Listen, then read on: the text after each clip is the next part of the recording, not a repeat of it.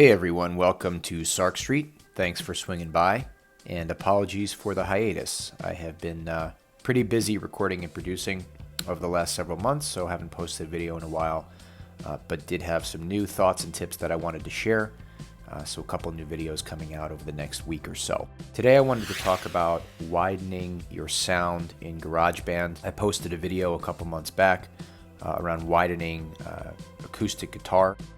But I had been looking through the App Store, just checking out various plugins for GarageBand, and I came upon Wider by Infected Mushroom. Wider is a mono to stereo converter, and it's a stereo image widener plugin. It's mono compatible, and they claim does not color the sound. What I found with Wider is, for the most part, it does provide a pretty clean sound, essentially giving you the ability to activate the plugin for various tracks within GarageBand, and then choose the width of basically how much you want to widen the sound from 0 to 200%. What I have found with Wider is, first of all, you have to be careful if you're using it for vocals and you're selecting certain microphones in GarageBand.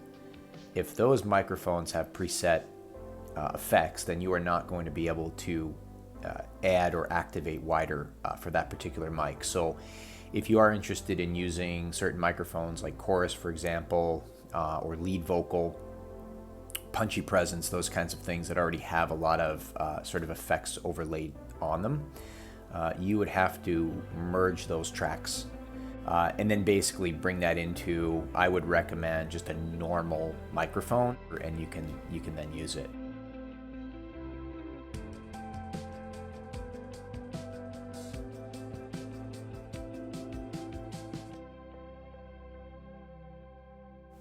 The one thing I wanted to talk about a little bit is I was using Wider recently to try and spread out a stand-up bass for a hip-hop track. My headphones sounded phenomenal.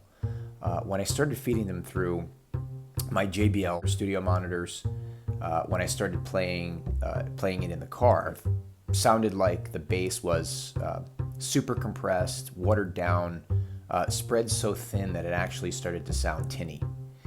I noticed when I shut off Wider and I just used sort of the old school methods of widening out the sound. Again, check out my video on widening guitar sound. It sounded far, far better and achieved that widening sound without losing the integrity of the bass overall.